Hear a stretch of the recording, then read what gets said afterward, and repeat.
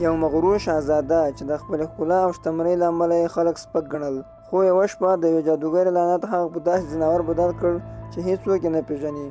اوس د هغه د خلاصون لپاره یوازې یو چانس پاتې دی. که تر وروستۍ شېبې مخکې رښتینې مینه پیدا نه کړي، نو هغه به د تل لپاره همداسې ځناور پاتې شي. د کیسې په پیل کې موږ یوه لویه ماڼۍ وینو چې پکې یو شهزاده اوسیږي.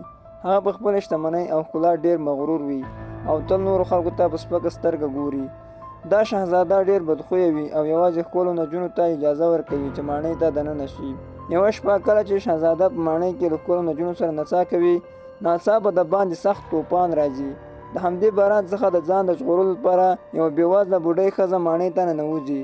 هغه له شهزاده نه وغواړي چې لږ پناه ورکړي او په بدل کې بوډۍ ښځه د ګلاب یو ساده ګل ورته وړاندې کړي. خو شهزاده د هغې د بدشکله مخ له امله د هغې ګل پر ځمکه وغورځوي او په هغې پسې خاندي.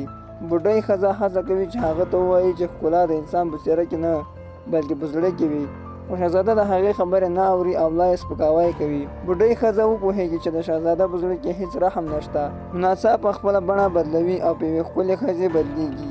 اصل کې هغه یوه جادوګره وي چې د بوډۍ ښځې په بڼه راغلې وي تر څو شهزاده وازمایي. کله چې شهزاده په حقیقت پوه شي، زنګونو پرېوځي او بښنه غواړي، خو ډېر ناوخته شوی وي. جادوګره په قهر کېږي او د خپل جادو په زور شهزاده په یو ځناور یعنې بیسټ بدلوي.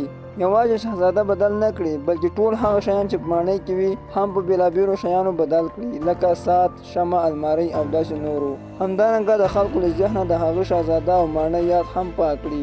هغه شهزاده ته یو جادویي ګلاب ورکړي او ورته ووایي که د دې ګلاب د وروستۍ پاڼې تر لوېدو مخکې ته رښتینې مینه پیدا نه کړې، یعنې ته داسې نجلۍ پیدا نه کړې چې له تا سره رښتینې مینه وکړي، نو ته به د تل لپاره ځناور پاتې شي. کلونه تېر شي او ماڼۍ خالي پاتې وي، هیڅوک هلته نه ورځي. بیا کیسه یو کلي ته ځي چې هلته یوه نجلۍ ژوند کوي چې نوم یې بیل دی. بیل کتابونه ډېر خوښوي او د نوي کتاب اخیستو لپاره روانه وي.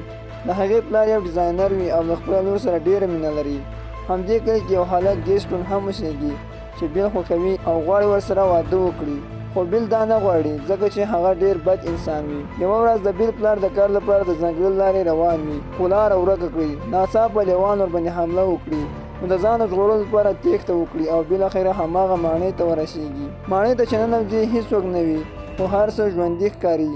اور بل وي او خواړه داسې ایښي وي لکه چې څوک دلته اوسېږي. هغه د لوږې له امله په خوراک پیل وکړي، خو ناڅاپه یوه پیاله ورسره خبرې پیل کړي. هغه ووېرېږي او تښتي. وروسته پوهېږي چې ټول شیان پخوا انسانان وو، خو د جادوګرې د لعنت له امله بدل شوي دي. کله چې د بیل پلار د باغ څخه یو ګلاب ماتوي، بیسټ پرې حمله وکړي او هغه بندي کړي. په دې وخت کې د بیل د پلار آس کور ته ځي او بیل پوهوي چې پلار یې په ستونزه کې دی. نو هغه د ځنګل په لور په حرکت پیل وکړي او هماغه ماڼۍ ته ورسېږي. په ماڼۍ کې چوپه چوپتیا وي. پورته په زینو کې ولاړه شي او هلته خپل پلار بندیوان وویني. پلار یې ورته وایي چې وتښته، خو بیسټ راشي.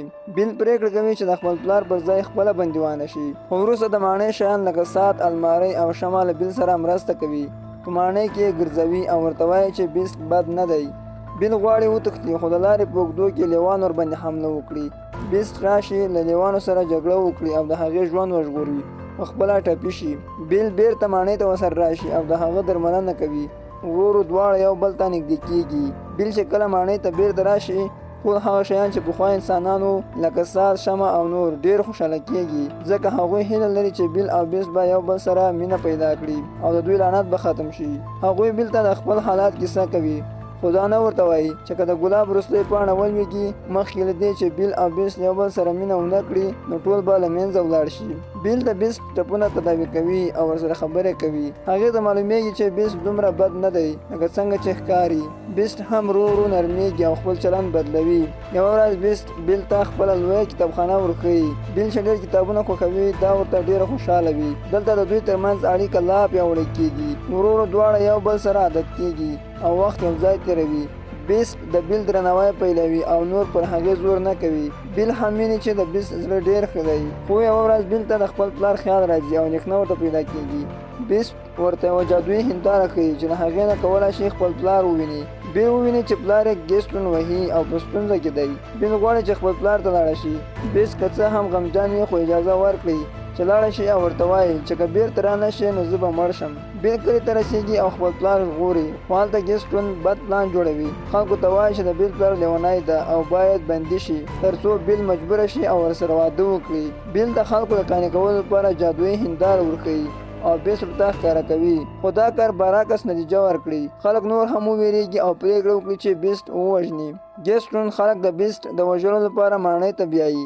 بیل هڅه کوي چې خلک ودروي، خو هیڅوک یې خبره نه اوري. هغوی د ماڼۍ پر لور حرکت وکړي. ماڼۍ ته ننوتو سره جګړه پیل کېږي. د ماڼۍ جادویي شیان هم د ځان دفاع کوي او له خلکو سره جګړه کوي تر څو ماڼۍ وژغوري. ګیسټون د بیسټ په لور روان وي چې هغه ووژني. همدې وخت کې بیسټ ډېر کمزوری شوی وي، ځکه هغه فکر کوي چې بیل بیرته نه راځي، نو د جګړې پر مهال هم مقاومت نه کوي. ګیسټون هغه په مرمۍ وولي. بیسټ د ماڼۍ څخه د لوېدو په حال کې وي چې بیل راشي. کله چې بیل بیرته راشي، بیسټ د بیرته د ژوند هیله پیدا کېږي او جګړه کوي. هغه له ګیسټون سره جګړه وکړي. ګیسټون ووهي خو د وژلو پر ځای یې وبخي. ګیسټون له شا څخه په چل سره پر بیسټ برید وکړي. بیسټ ډېر سخت ټپي کړي. ګیسټون هم د جګړې پر مهال له لوړ ځای څخه وغورځي او مړ شي. بیسټ د مرګ په حالات کې وي. بیل پرې ژړا کوي او ورته وایي چې زه تا سره مینه لرم. همدا د مینې اظهار د لعنت د ختمېدو سبب شي، ځکه چې د ګلاب وروستۍ پاڼه لا هم نه وي لوېدلې. ناڅاپه یوه رڼا خپره شي او جادو ختم شي. بیسټ بیرته یو ښکلی شهزاده شي او ټول هغه شیان چې بدل شوي وو بیرته انسانان وګرځي. په پای کې شهزاده او بیل یو ځای خوشحاله ژوند پیلوي.